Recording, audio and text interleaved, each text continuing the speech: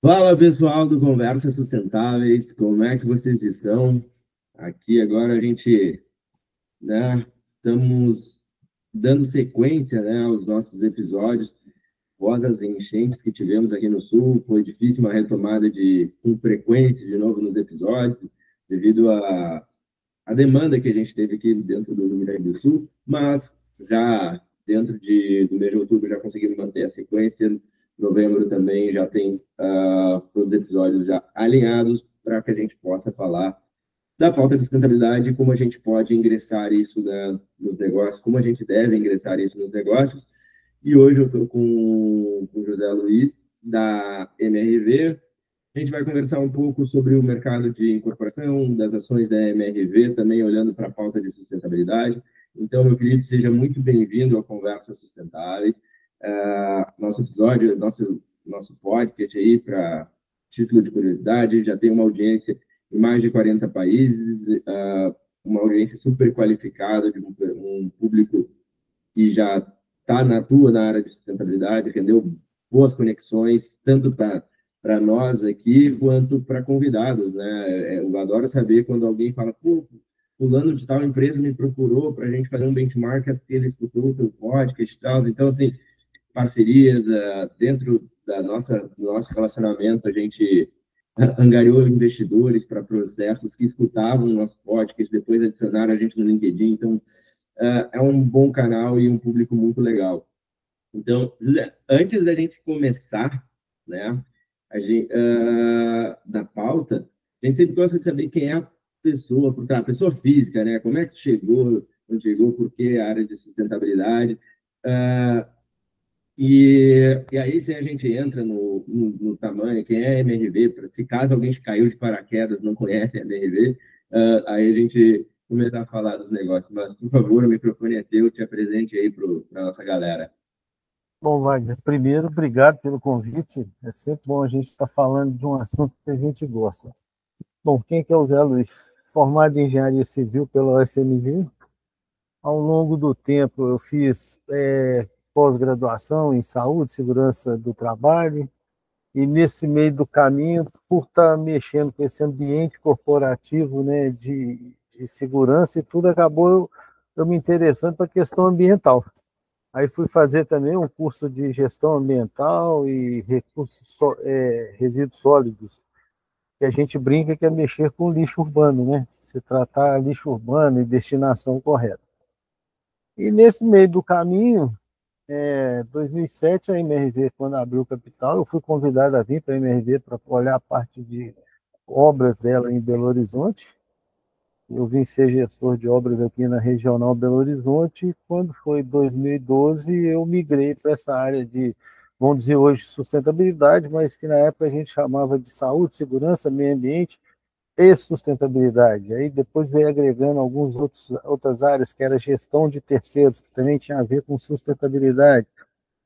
E hoje ela é uma área institucional desde 2018, que ela criou uma diretoria de relações institucionais e sustentabilidade. Então, de lá para cá, a gente está aí desde 2012 falando com o tema, incorporando, internalizando e introduzindo a sustentabilidade dentro da MRV.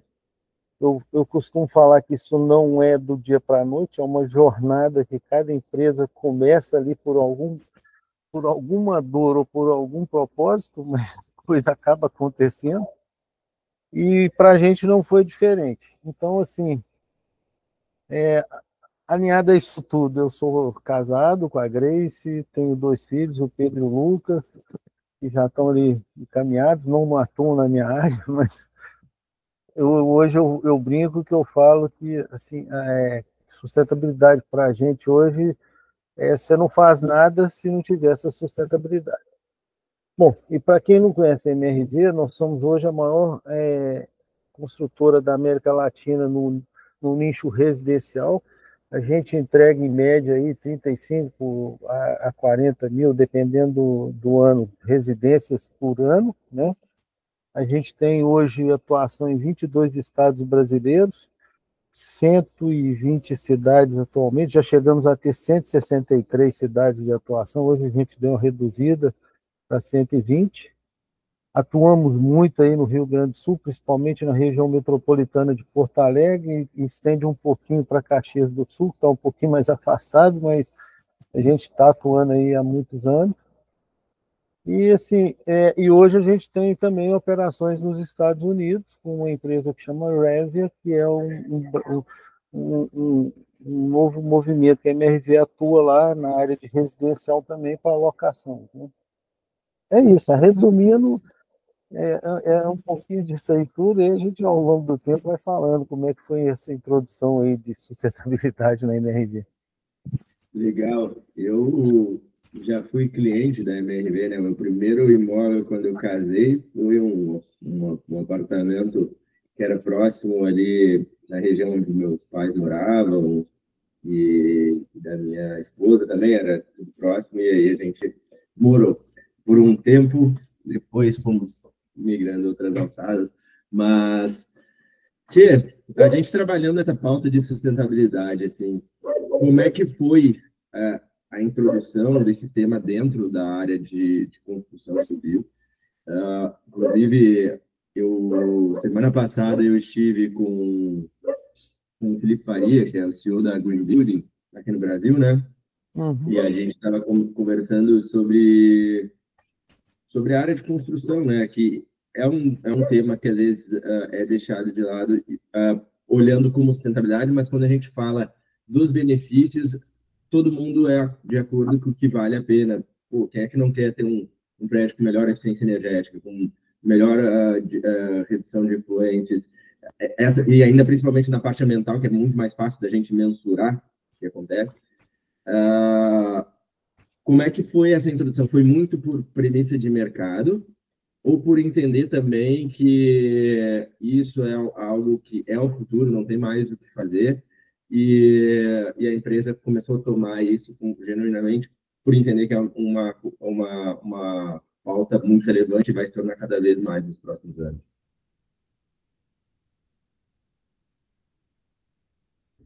Não está saindo áudio. Está saindo agora? Sim. Tá.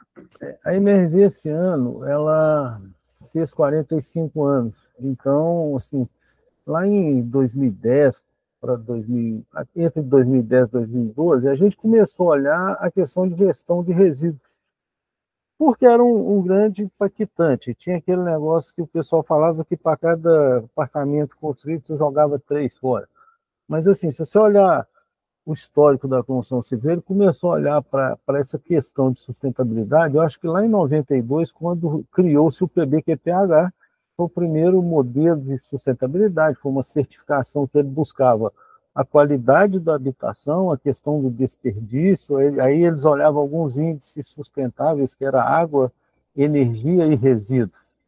Só que eles olhavam muito o resíduo com uma forma de consumo de resíduo por pessoas, que era igual ao resíduo urbano.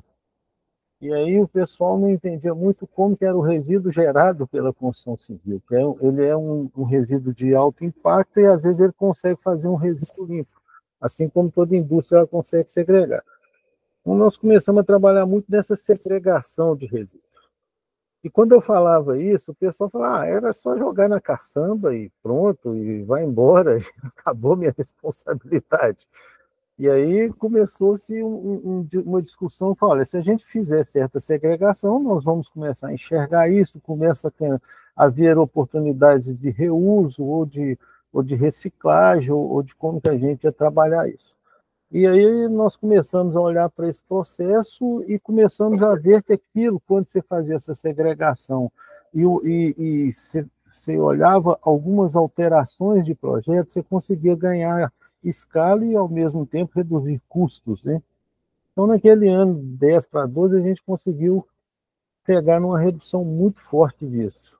De lá para cá, a MRV, quando foi 14 para 15, ela criou-se o ano da sustentabilidade. Nós começamos a olhar a sustentabilidade de uma forma diferente, até porque a gente era de capital aberto, ainda é uma empresa de capital aberto, o mercado internacional começou a nos cobrar isso, e chegava demandas assim, qual que é seus índices de acidente, qual que é os seus índices de resíduo, qual que é o seu índice de água, como é que você está pensando em construção eficiente. Coisas que alguns fundos investidores, que a gente chama, que eram estrangeiros, a grande maioria deles eram fundos ou soberanos ou fundos de pensão, e que esse pessoal europeu começava a olhar para aquela área de sustentabilidade de uma forma diferente. Deixa eu ver se eu estou pondo meu dinheiro numa empresa que realmente ela é sustentável. E aí, com essa demanda de índice, a gente começou a ver como que podia colocar cada caixinha ali. Logo depois, a gente, na época, chamava sustentabilidade. A gente, quando foi 2015, criou-se o Instituto MRV, que a gente olhou que toda a alocação social da empresa era muito voltada para a área de crianças e adolescentes, então a gente criou um instituto com esse foco de olhar para a educação de crianças e adolescentes. Então ele existe desde então, ele funciona com o lucro líquido de 1% do lucro líquido da empresa, e o resto tudo são voluntários. A gente hoje tem em torno de 4 mil voluntários no Instituto, e assim, várias ações hoje são feitas via voluntariado. Ele esse ano também completa, ele foi criado em 14 para 2015 que ele começou a atuar, mas a gente fala que esse ano ele completa 10 anos também, agora em dezembro. Em cima disso, veio evoluindo, né? No meio do caminho, essa sustentabilidade virou ISD. E aí você tinha que olhar para o ambiental, para o social e para a governança. A gente começou a ser assinante do Pacto Global da ONU, e desde 2016 para 2017 a gente tentou entrar na carteira ISE, e entramos, a gente testou 16 com dados de 15, e 17 com dados de 16 a gente entrou na carteira ISE. Mas em 2015 nós começamos a fazer a primeira compensação de carbono dos nossos empreendimentos. A gente começou a compensar escopo 1 e 2, 100%. A gente pôs a linha de corte em janeiro de 2015, de lá para cá a gente vem fazendo essa compensação também. E quando foi 17, a gente conseguiu entrar na carteira ISE. E aí foi um grande desafio, porque o entrar não era o problema, o difícil era se manter naquela carteira, que a gente, até então, nós estamos lá. Mas ficamos vários anos como construção civil, a única construtora dentro da carteira ISE, concorrendo com outras empresas grandes do mercado aí, e a gente olhava e falava assim, e o pessoal perguntava, faz sentido vocês gastarem com sustentabilidade, investir nisso, investir naquilo? E a gente falava, olha, só faz porque nesse meio do caminho a gente enxergou mudanças de processos construtivos, então a gente eliminou madeira de lei da construção, a gente trabalhou com formas de metálicas, que a gente separou de gastar madeira também, mesmo sendo madeira de reflorestamento, e houve uma redução de resíduo violenta nesse período. E isso gerou alguns ganhos de operação no processo.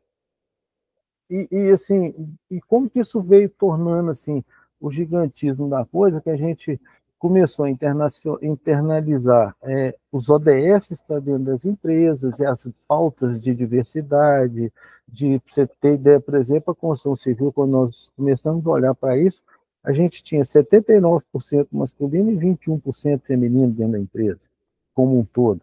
E muito canteiro de obra era muito masculinizado, então a gente começou a fazer alguns programas também de atração de mão de obra feminina para o setor, lideranças femininas, e várias coisas. E assim, olhando como uma coisa, isso tornou-se um propósito para a empresa, que o propósito da empresa é construir sonhos para transformar o mundo.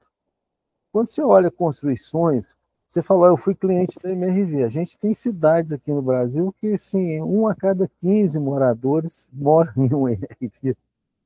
E o que a gente entrega para o cliente? A gente entrega um endereço. Quando você dá um endereço para esse cliente, que é aquele endereço de entrada, ele começa a ser participante de várias ações sociais do poder público. Ele tem como conseguir emprego, o governo consegue olhar a questão social de como que está aquela população, o número de população, atendimento de escola, atendimento hospitalar, transporte, segurança, uma série de coisas.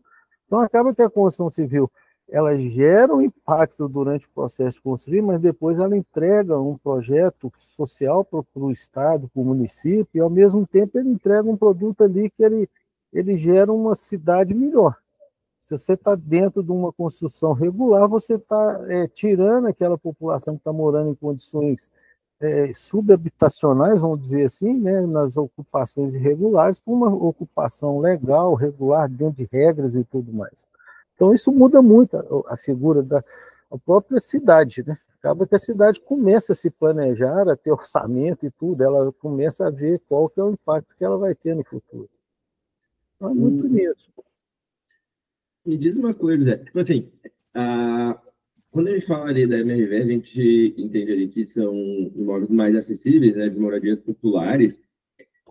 E como é que vocês conseguem oferecer um preço acessível e que garanta esse equilíbrio entre custo e benefício ambiental, né? Porque quando a gente fala de construções sustentáveis, normalmente o que isso com base no que a gente tem um ecossistema de sustentabilidade, que a gente conversa com gente de diversos nichos e algumas também grandes incorporadoras aqui, mas normalmente estão visando o quê? Obviamente, agregar valor para o seu imóvel e tudo mais, que é óbvio, né? Então, mas quando a gente fala ali do nicho mais popular, eu entendo que como tu não vai a vender agregado na ponta, na venda em si, tu teria que ver na redução de custo, tipo assim, transformar em algo eficiente para que tu seja, além de ser sustentável, tu desperdice menos, né? Então, como é que é feito todo esse processo?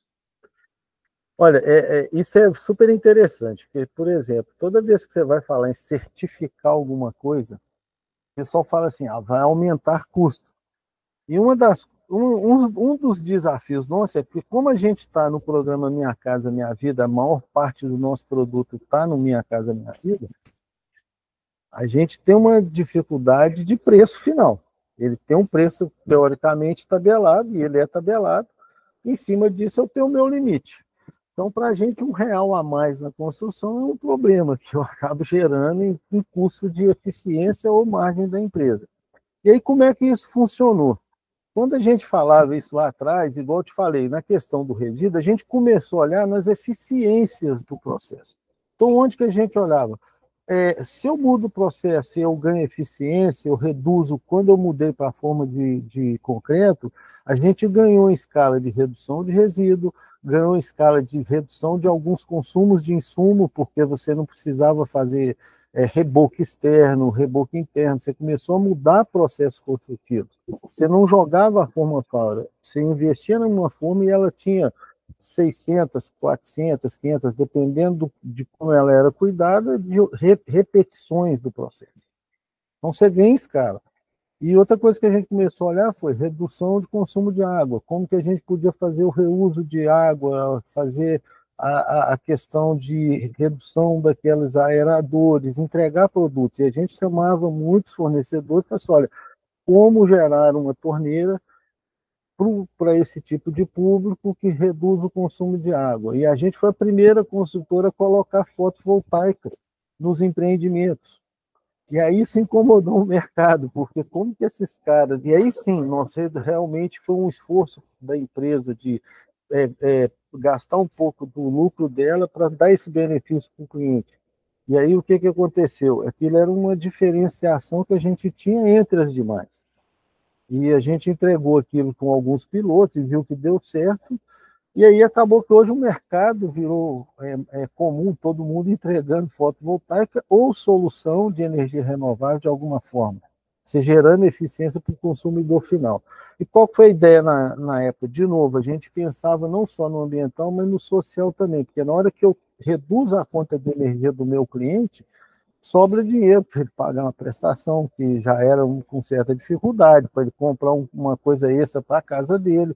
Se eu fazia um consumo reduzido de água, era a mesma coisa, reduzir o custo de condomínio, de água e tudo mais. Então a gente começou a olhar a sustentabilidade de uma forma de trazer isso de retorno ao benefício para o cliente ou mesmo para a própria empresa, de como reduzir compras de insumos, né? E isso gerou, eu lembro que muitas vezes o pessoal perguntava isso em algumas reuniões setoriais, pô, mas vocês estão ganhando dinheiro, sustentabilidade dá dinheiro. E eu falava, olha, uma vez que o fundo de pensão está ali me investindo, o pessoal me cobra isso, na hora que eu gero liquidez nessa ação, eu consigo financiamentos melhores, acaba que gera um monte de benefício futuro depois.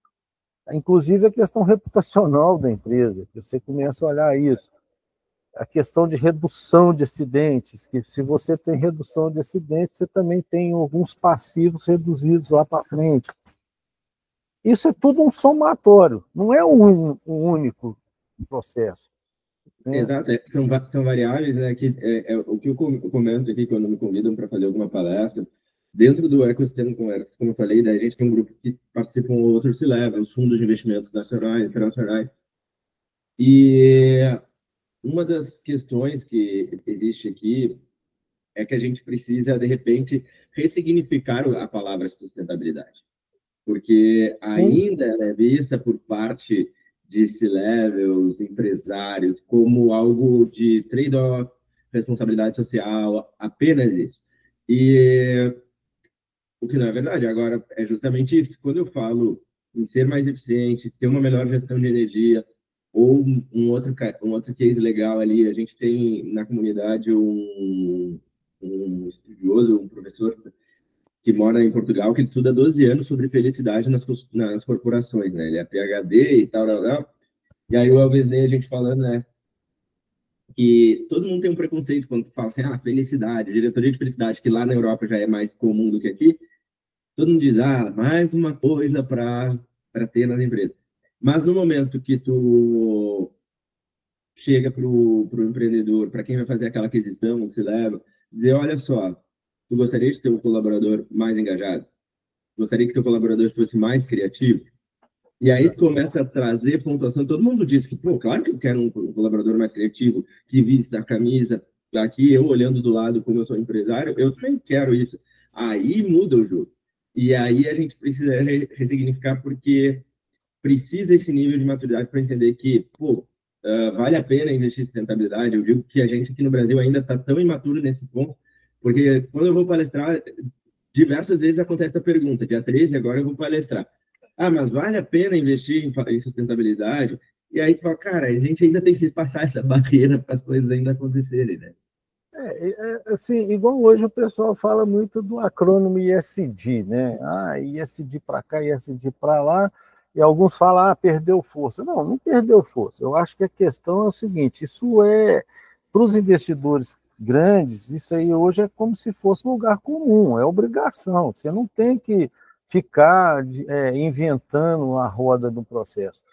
E a gente olha muito isso. Quando você olha o ambiental, principalmente a gente que mexe na área de construção, você tem algumas obrigações, alguns processos legais de licenças ambientais, de programas que as prefeituras exigem, tudo mais, que aquilo ali é lei, não tem como fugir daquilo ali.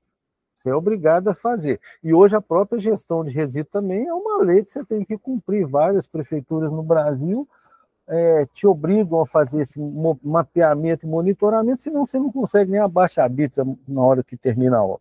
Então é tudo uma questão de legal. Na hora que você vem para o governance, é a mesma coisa. Se a empresa hoje ela não tem uma ética corporativa, uma governança corporativa, ela não se sustenta. Ela não se sustenta. Fora um monte de processos que ela vai ter pelo dia a dia, que ela acaba que ela não consegue ter financeiramente sustentável. Inclusive, com financiamento, com empréstimo, ela vai pagar muito mais caro por não ter aquela governança. Né? Inclusive, até só um parênteses disso que está comentando, a gente tem um podcast que a gente gravou agora, foi lançado em outubro, com um grande parceiro meu, que eles têm uma das maiores boutiques de M&A do Brasil. E ele fala o quanto isso eles acabam relevando justamente pela parte de governança, né? Se não tem, tu vai avaliar em um valuation maior ou menor, ou vai fazer essa aquisição e ir adiante, ou ter a desistência. Exatamente. Exatamente. Aí a gente olha muito o social. E aí, quando eu olho para o social, nós estamos falando de stakeholders diversos. Né? Eu estou falando internamente dos meus trabalhadores, que aí eu busco trazer essa questão de cultura de respeito, de diversidade, de integrar, de equidade, porque é um setor que há muitos anos o pessoal fala que é machista, que é isso, que é aquilo, mas é um setor que também está carente de mão de obra. Se ele não olhar para o diferente, se ele não aceitar as divergências e não aceitar os outros stakeholders, ele não vai conseguir essa mão de obra. E aí a gente começa a olhar a questão de qualificação, que aí a gente tem programas internos aqui de qualificação profissional, a gente faz o que a gente chama o programa Escola Nota 10, que é um programa que a gente faz a aula de alfabetização, começou com a alfabetização dentro do canteiro de obra, durante o horário de trabalho, para redução de evasão. E hoje eles têm um pouco até de melhoria da educação, que eles tendem até o ensino fundamental completo, para eles tentarem fazer a prova do ensejo, ter um certificado, e isso depois eles continuar profissionalmente. Isso a gente começou a olhar, e a gente tem um projeto aqui que chama assim, Cuidando de Quem Constrói. É exatamente assim, olhando para esse trabalhador interno nosso e tivemos vários programas de integrar isso, né, dentro do nosso dia a dia da empresa. Como a gente é aderente ali ao Pacto Global, a gente fez alguns desafios. Por exemplo, a gente assumiu o compromisso de até 2030 aumentar de 21, como eu te falei, que estava ali a nossa linha de corte, para 30%, 32% da mão de obra feminina até 2030. Isso não está fácil, a gente está investindo pesado em qualificação para mulheres, com alguns programas que a gente tem. Inclusive, eu fechei parcerias até com o sindicato aí do Rio Grande do Sul, a gente foi para dentro do sindicato. Olha só, estou olhando esse stakeholder. Não, o Sindicato dos Trabalhadores, o STIC, né, que a gente conversa com vários sindicatos, faz algumas parcerias com eles para exatamente feira de empregabilidade, da gente criar essa aproximação, exatamente porque é esse pessoal que está ali no dia a dia, trazendo as dores desse nosso colaborador aqui. E aí a gente olha também. E tem um outro programa sensacional que a gente chama Vizinho do Bem. Tá? Esse Vizinho do Bem, a gente tem ele atuando aí no Rio Grande do Sul, em Canoas, a gente tem ele já atua em Porto Alegre. Inclusive, com o problema de Porto Alegre, a gente conseguiu, assim, o próprio programa Vizinho do Bem conseguiu integrar e ajudar várias pessoas no momento que Porto Alegre precisou ali e tudo. E a gente trouxe várias ações desse programa Vizinho do Bem que já era ali atuante, entendeu? Então, assim, a gente olhava muito esse social e olha até hoje. Né? E me diz uma questão aqui que vem acontecendo, vem se falado muito, e se essa realidade, como tu falou do braço de vocês nos Estados Unidos, sobre algumas questões de tendência, de questão de inovação, que já não é mais tão inovação, mas, por exemplo, tem se falado muito na parte de wood frames, steel frame, construções nessa linha. Nos Estados Unidos já é mais comum, né, tradicional, essa questão do wood frame também, e a gente tinha uma empresa, não sei ainda se eles existem, até onde eu vi, tinham sido adquiridos por uma empresa da Europa, que é a TecVedo, que trabalhava com modelos de... Ela ainda existe. Existe? Pois é. Vocês enxergam isso como uma crescente no Brasil? Porque tem desafios, eu vejo que aqui no Brasil a gente tem muito do ter que tocar, tem que ser parede, e por que será que não avança? Então, gostaria de tu dar mais na área poder explicar sobre isso também. Isso é uma questão cultural do brasileiro, né? Então, o famoso toque-toque ali da parede é um problema que o brasileiro às vezes acha que aquilo é frágil, que não funciona, que nem nada. Mas sim, existe a Tec Verde, a gente tem uma parceria com ela num projeto que a gente está fazendo em algumas casas e tudo, já fizemos outras em São Paulo, mas agora a gente está fazendo um projeto de um loteamento que tem casas da Tec Verde, a gente está estudando isso. Mas, assim, a nossa operação lá nos Estados Unidos, a gente levou tecnologia daqui para lá também, que é a de parede de concreto, que eles não usavam muito, mas, por exemplo, na região da Flórida, que tem muito furacão, eles requerem algum tipo de construção um pouco mais restritiva, que tem que resistir a ventos de tantos quilômetros. Então, a gente trabalhou muito com a parede de concreto na parte externa e trabalhamos com drywall na parte interna. E aí fez um combinado, né? E assim, o que a gente tem trazido muito de vantagem com eles é a questão de escala e muito maquinário que o pessoal lá tem. Então, hoje a gente tem lá também na operação nossa um sistema que eles fabricam tipo módulos para os prédios. Qual que é a vantagem lá? Que o mesmo projeto que eu faço na Flórida, eu faço no Texas e faço na Geórgia. Eu não tenho diferenças aqui no Brasil, ao contrário. Como eu te falei, que a gente estava em 163 prefeituras, eu tenho 163 legislações, 163 diferenças de projeto. Acaba que a gente é padronizado, mas é um padronizado mais ou menos em processo, mas não em projeto, entendeu? E isso é uma dificuldade hoje do Brasil de ganhar escala. Porque se você tiver, por exemplo, como é um programa Minha Casa Minha Vida, e você olhar para o clima ali, a gente olhar nas 10 zonas bioclimáticas, ou 12 ou 13 zonas bioclimáticas, e definir projetos para essas zonas, você consegue fazer uma escala muito maior para tudo. Para a indústria, para a construção, para tudo que você pensa hoje de desperdício que tem que recortar para fazer A, B ou C, você consegue ganhar escala. Mas isso hoje depende de assim, várias mudanças de legislação que no Brasil não existe. Lá é o contrário, lá você tem escala porque você faz o mesmo projeto. O que eles se preocupam é com o volume, que a gente chama que é a altura, o tamanho, os afastamentos e alguns projetos de pavimentação, que, por exemplo, a Flórida ela tem muito problema de água e alagamentos, o solo lá é muito úmido. Então, ela exige algumas lagoas de retenção, alguns processos ali de reter aquela água para não inundar. Já em outros estados não pede aquilo, ele pede um outro processo. Então, são soluções locais geral, mas não impacta no projeto em construção em si. Isso que eu estava te falando, a gente faz módulos hoje lá, tem uma fábrica que produz tudo robotizado, faz módulos de banheiro, módulos de cozinha, módulos daquelas caixas de máquinas de lavar e secar, que o americano utiliza muito esse processo.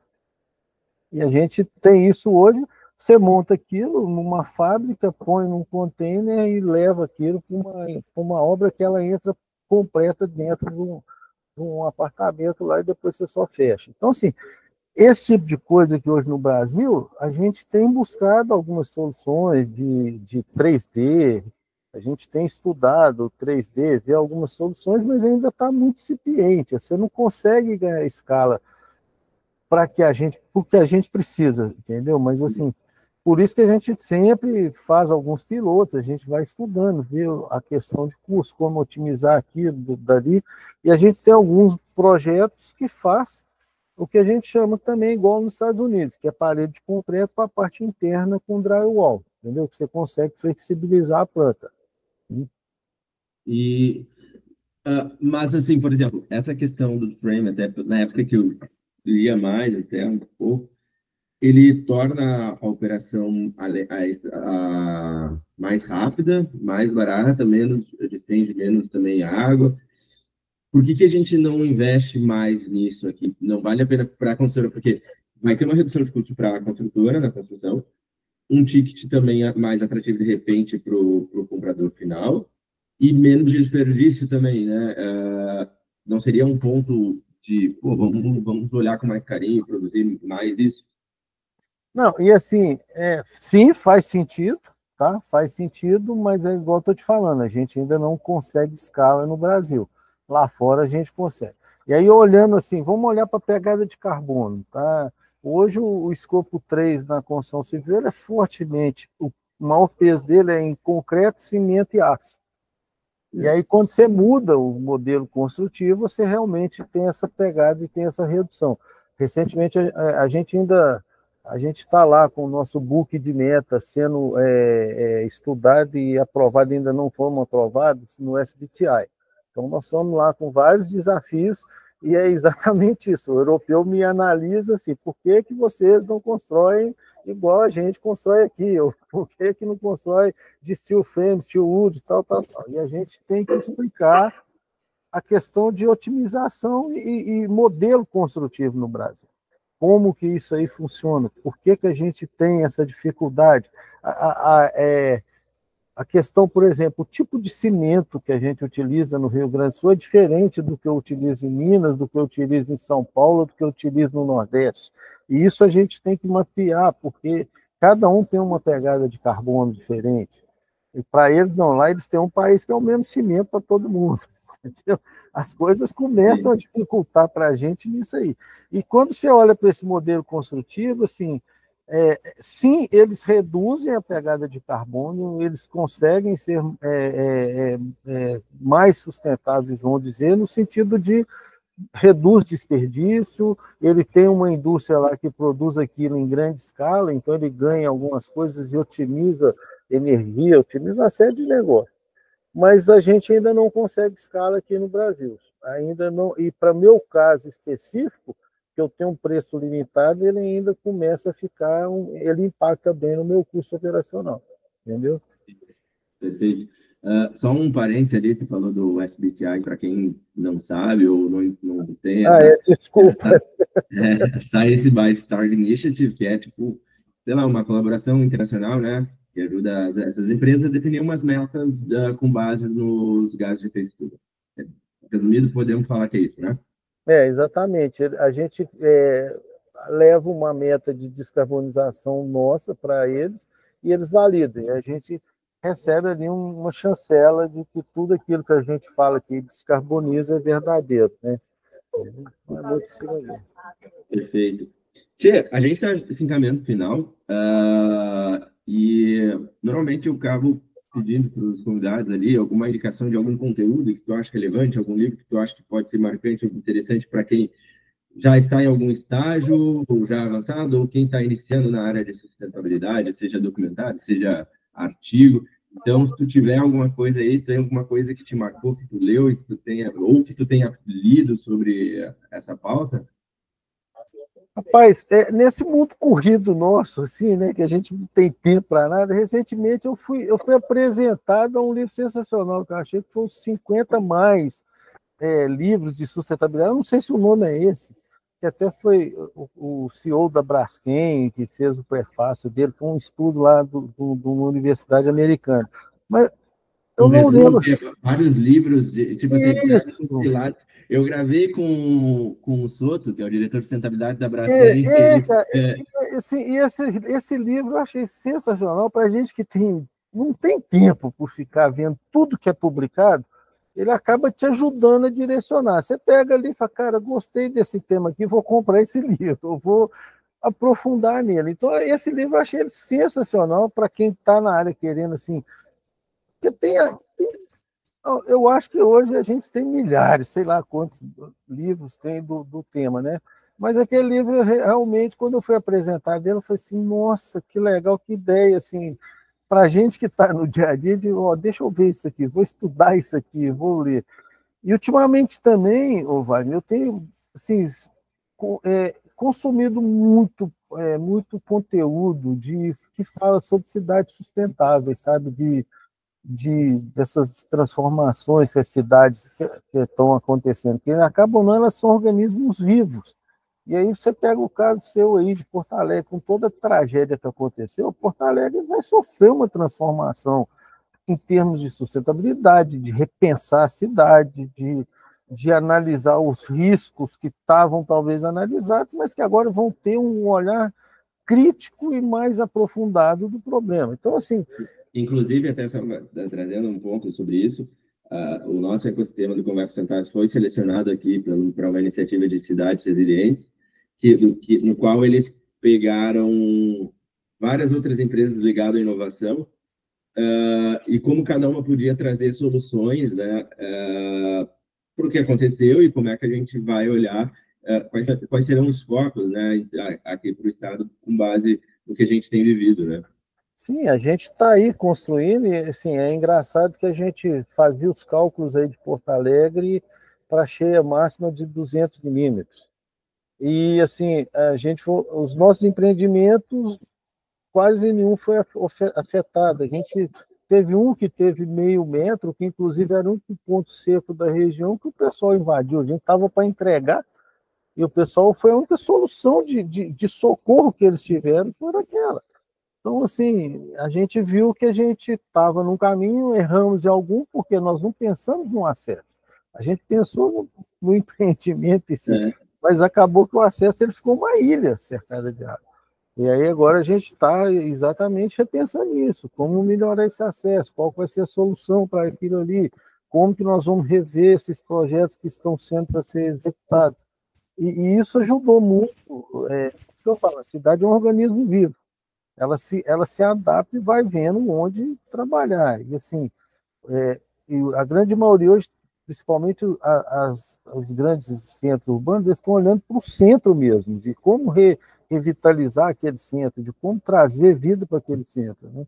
Isso é um estudo interessante até para a gente de sustentabilidade, que você tem uma infraestrutura bem feita, toda organizada, e às vezes fica uma parte do dia inabitável.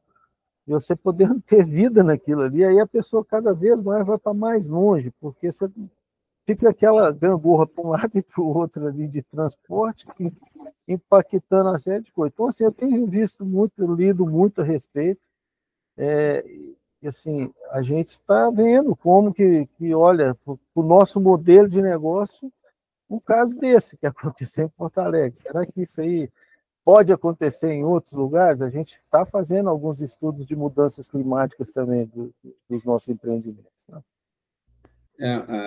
A gente, hoje, nós estamos no principal hub de inovação aqui do estado, que é o Instituto Caldeira, não sei se tu conhece aqui. Isso. E foi severamente atingido, né? E é um ponto que tem uma desconfiança agora por parte do mercado de como é que a gente vai reagir, como é que vão ser as coisas, porque ali teve unidades que, sim, tem pessoas que não voltaram mais para a região. Deixaram os imóveis como estava, abandonado dessa maneira. E como é que a gente pode pensar essa questão das cidades inteligentes, né? Então, é justamente isso, o que a gente pode trabalhar, como é que a gente pode executar dentro aqui do ecossistema. A gente tem algumas empresas de inovações, alguns peritos da área de cidades inteligentes, então temos alguns projetos também aqui, tentando buscar alguns meios, porque eu acho que o que aconteceu aqui serve para nos mostrar muitos pontos fracos que a gente ainda tem para lidar com as questões climáticas, né? Que nem eu digo, não é que não devemos tratar a questão da mitigação, mas a gente tem que aprender a ser resiliente, esse é o ponto. Porque certas coisas vão acontecer e, por mais que a gente faça esforço, elas vão acontecer. E sustentabilidade é isso, é ser resiliente o tempo inteiro, né? Você está sempre sendo resiliente. Exato. Mas, meu querido, eu quero te agradecer pelo teu tempo, por esse bate-papo. Acho que a gente conseguiu trazer para o pessoal a visão da MRV, entender o que pode acontecer de novo também na área de construção. E nessa parte final, se tu quiser também deixar as considerações finais, algum ponto que eu não toquei, ou como é que as pessoas podem te acessar, ou terem mais informações, o microfone é aberto contigo. Bom, Wagner, primeiro, obrigado aí pela oportunidade da gente estar falando do tema, gosto demais de estar falando disso, então assim, fica sempre à vontade para convidar, porque se deixar a gente ia ficar aqui mais 2 horas falando sobre o tema. Mas muito bom. Mas, você me acha aí pelo LinkedIn, Zé Luiz Esteves, está lá no LinkedIn, e o meu e-mail na MRV é josé.fonseca@mrv.com.br. Qualquer benchmark aí, a gente está aberto aí para a gente ver. A gente está disponível. Maravilha, aí para vocês que ficaram conosco até o final, já sabem que também nossas redes é Conversas Sustentáveis em tudo, LinkedIn, Instagram, Facebook, tudo, não tem erro. E aí a gente segue também lá no ecossistema do Conversas Sustentáveis. Muito obrigado a todos, semana que vem tem mais. Valeu, meu caro. Tchau, tchau. Obrigado.